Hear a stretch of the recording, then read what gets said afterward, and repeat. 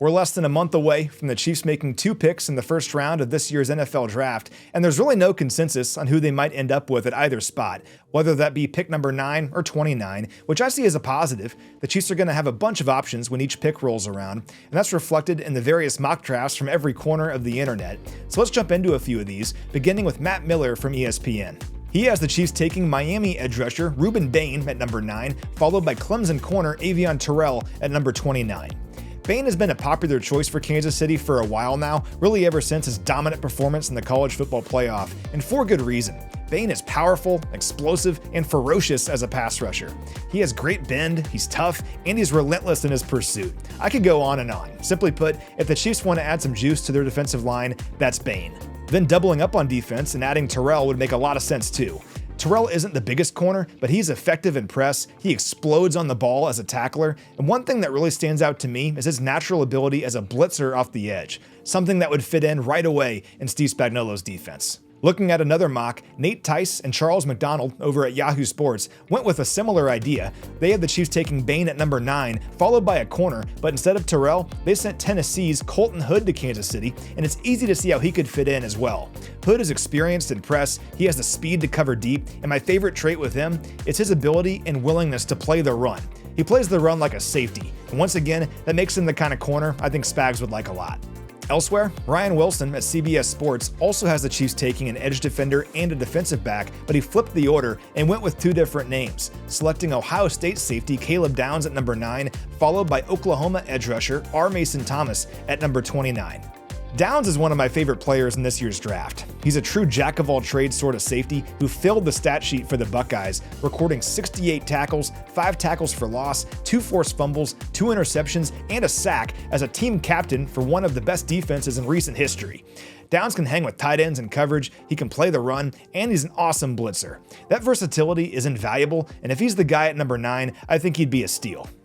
Wilson then has the Chiefs taking Thomas at 29, adding a player who doesn't necessarily fit what Kansas City has previously looked for at the position. He's only 241 pounds, but his skill set would add a different dynamic to the Chiefs' pass rush. Thomas is explosive, he's lightning quick, and he possesses more power than you'd expect. He was productive in college too, racking up 15.5 sacks and 22 tackles for loss over his last 23 games.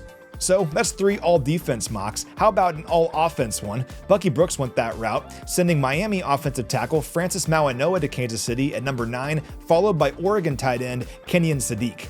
And Mauigoa has been a popular pick among draft analysts to Kansas City lately, and it makes some sense if the Chiefs want to bolster the right tackle position for years to come. He was a 3-year starter at Miami, and on more than 500 pass-blocking snaps at right tackle last season, he surrendered just 2 sacks. Brooks then has the Chiefs adding an incredible athlete at the tight end position in Sadiq, who has all the traits of a dynamic weapon in the passing game at the next level.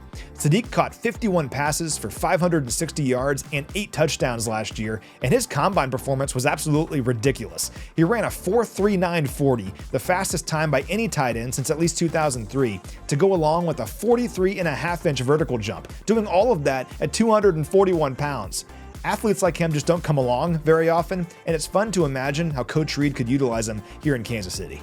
We'll wrap up with one more, Field Yates from ESPN, who has the Chiefs adding to both sides of the ball in his latest mock, going with Arizona State wide receiver Jordan Tyson at number 9, followed by Texas A&M edge rusher Cassius Howell at number 29.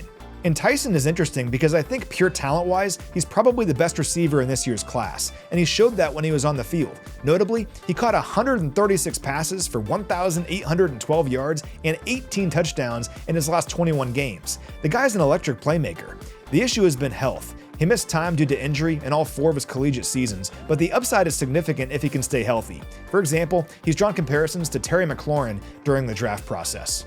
Yates then has the Chiefs going with Kansas City native Cassius Howell at 29, adding a player who doesn't necessarily have all the Chiefs' standard measurables for the position. He's 253 pounds with 30-inch arms, but the production speaks for itself. He racked up 33 tackles for loss and 25 sacks over the last 3 seasons, establishing himself as a consistent playmaker due to his bend and explosiveness off the edge. So those are just a handful of mocks out there right now. This stuff is constantly changing, but the various possibilities are exciting. And just like I said last time, whatever scenario plays out on draft night, the Chiefs are going to end up with some really good players in round 1.